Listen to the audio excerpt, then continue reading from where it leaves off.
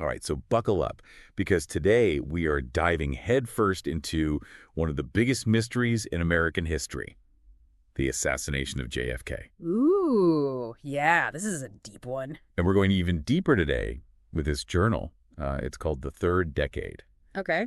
And it's basically been investigating this for Few decades. decades, huh? Yeah, and the issue we're looking at today is Volume 4, Issue 3. All right. And it's full of these firsthand accounts and some really weird inconsistencies. You know what I noticed right away is how the journal, it doesn't seem like it's trying to push any one theory, It Right. just lays out all these perspectives. Yeah. Some of them pretty controversial Yeah. and lets you kind of put the pieces together yourself. So it's not like, here's the answer. It's more like, here's a bunch of puzzle pieces. Good luck. Exactly, like a big jigsaw puzzle. And one of the most confusing pieces in this issue is this account of a planted rifle. Wait, hold on. A planted rifle. You Yeah. mean like to try to frame Oswald? Well, it could be, but the account, it comes from a report in this issue, and the author is really careful with his words. He uses phrases like suppose and alleged a lot. Okay. So he describes this supposedly police radio call about a rifle that they found in Oak Cliff right after the assassination. But Oak Cliff, that's miles from Dealey Plaza, Mhm. right? I mean, from the Texas School Book Depository where Oswald supposedly shot from. Right, and that's where things get really murky. Why would there be a rifle reported in Oak Cliff if the shooting was downtown? Was this like a real report? Was it just miscommunication and all the chaos? Or was it something more deliberate? So we've got this mysterious rifle in the wrong location. What else does this journal say about it?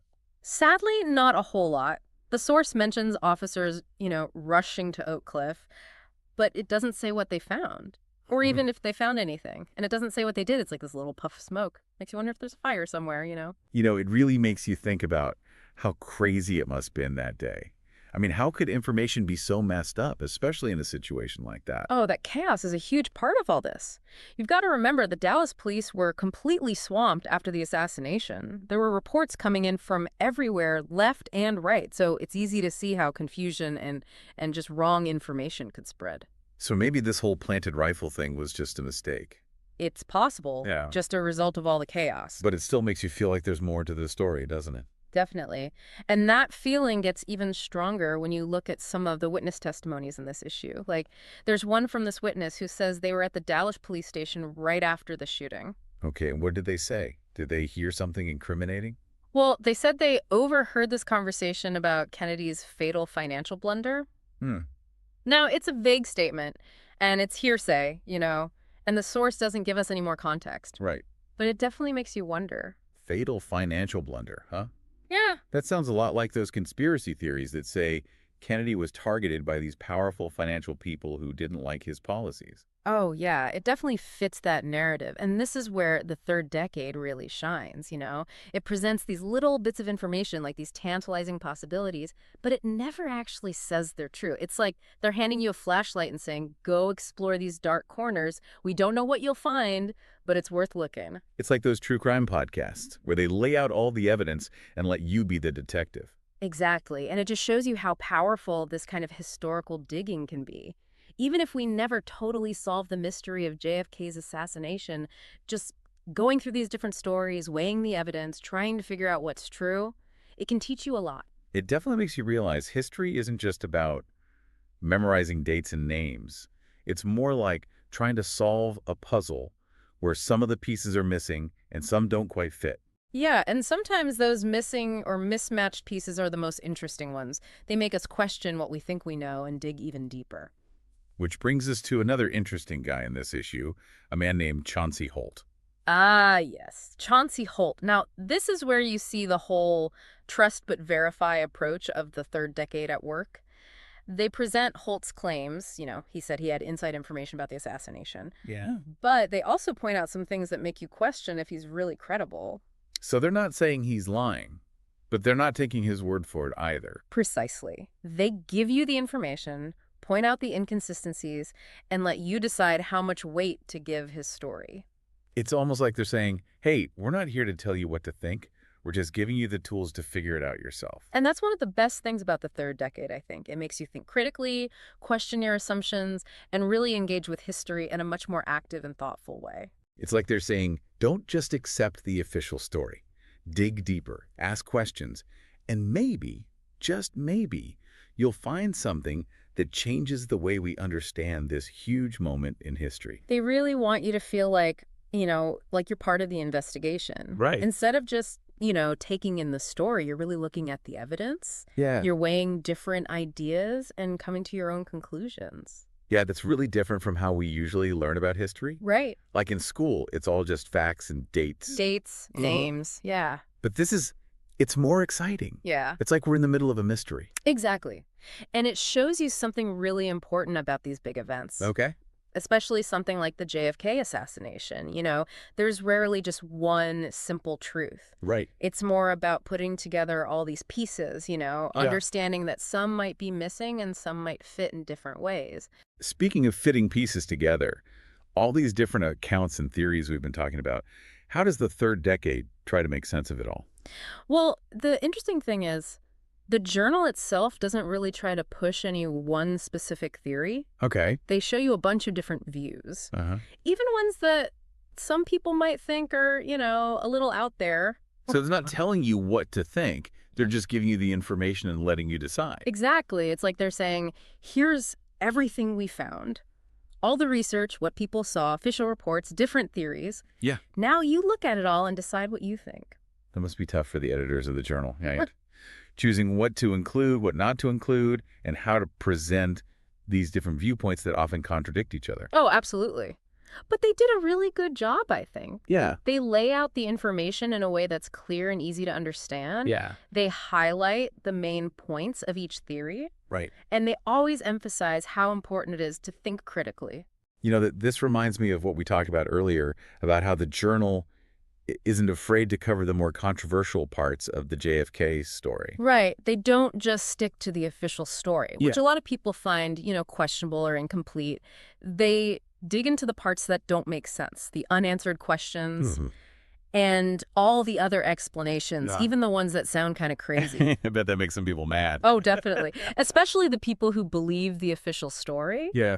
But that willingness to question what everyone thinks is what makes the third decade so valuable if you really want to understand what happened. Right. It's not about telling you one version of events. Yeah. It's about helping you form your own informed opinion. It's like they're saying, don't just believe us or anyone else. Right. Look at the evidence yourself, think about the arguments, and make up your own mind. Exactly. And that approach, that focus on thinking for yourself, it's really important these days, wouldn't you say? With all the misinformation and, fake news out there, it can be hard to tell what's true. Yeah, So being able to think critically is crucial. for sure. And it seems like the third decade is a great way to practice that kind of thinking. Oh, it really is. It reminds us that history isn't just a bunch of settled facts. Right. It's a constant conversation, a way of looking at the past again and again with new evidence and perspective. So for someone like me or anyone listening, what's the main takeaway? Okay. What should we keep in mind as we continue to learn about this and other events like it? I think the most important thing is to remember that history is rarely black and white. There are usually many sides to every story. Uh-huh. And the truth can be hard to find, especially with something like the JFK assassination. So don't just take the first version you hear or the easiest one to believe. Right. You got to dig a little deeper, look at it from different angles, and be ready to question what you think you know. Exactly. Be curious, be skeptical, and most importantly, be open to the possibility that the truth might be more complex than you first thought. Which brings us back to this issue of the third decade, with its focus on showing all these different viewpoints, even the ones that seem a little out there. Right. And by doing that, it doesn't just teach us about the JFK assassination. Yeah. It teaches us how to think about historical events in general. Right. It encourages us to be part of the conversation about history, Yeah. not just passive listeners. They're saying history isn't just something to watch. Get involved, ask questions, challenge what you're told. That's a great way to put it. So with that in mind, let's think about the bigger picture. Okay. What does all this deep dive into the third decade tell us about the challenges of finding the truth about historical events in general? Yeah, it really makes you think about how easy it is for stories to change, especially when you've got powerful people involved, different groups with their own goals, and just all that confusion that happens when something big goes down. You're absolutely right. Think about it, like eyewitness accounts, those can be shaky. Yeah. Memories, they fade, they get twisted over time. Right. And people see things through their own lenses, their Right. biases, their ideas about how things should be. Mhm. It's like you're trying to put a shattered mirror back together. Mm. You might catch glimpses of the truth, but you never get the whole picture. And with the JFK assassination, there are so many conspiracy theories floating around. Right. It's really hard to separate what's real from what's made up. It is. It seems like everyone's got an angle. It makes you wonder who you can even believe. That's exactly why this journal, The Third Decade, is so different. They're not trying to convince you of anything. Yeah. They're just laying it all out there, Yeah. the good, the bad, the confusing parts. Right. And they're saying, you decide. It's like they're giving you the detective's notes and saying, here you go, see if you can solve it. Exactly. And that's what makes history so interesting. It's not just about memorizing names and dates. It's about this back and forth with the past, trying to figure out what happened, why it mattered, and how it still affects us today.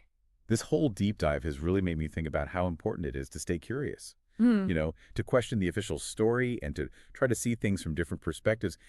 It's so easy to just accept what we're told, but often there's a lot more going on beneath the surface. I completely agree. And with something as huge and controversial as the JFK assassination, that kind of critical thinking is super important. So for anyone listening who's as fascinated by this as we are, what's the best way to keep learning about it? Well, I definitely suggest checking out more issues of The Third Decade. They're full of great research and firsthand stories. But beyond that, don't be afraid to dig into the archives yourself. Read what the witnesses said, look into the different conspiracy theories, weigh the evidence. You might be surprised by what you find. It's like we're all amateur historians in a way, constantly trying to piece together the past and figure out how we got here. It is. And that's a journey worth taking, even if the end is still a mystery. The JFK assassination, with all its twists and turns, reminds us that history is rarely simple or straightforward. It's complicated, it's got layers, and people are always looking at it in new ways. So as we wrap up this deep dive, I want to leave you with one last thought-provoking question. What do these inconsistencies in all these witness accounts, as they're presented in the third decade, what do they tell us about the bigger challenges of trying to find the truth about historical events? That's a question you should really keep thinking about. It reminds us how important it is to think critically, to consider different perspectives, and to remember that history is an ongoing conversation, not something that's set in stone. And who knows, maybe one of you listening will be the one to uncover a new piece of this puzzle. Until next time, keep asking questions and keep digging deeper.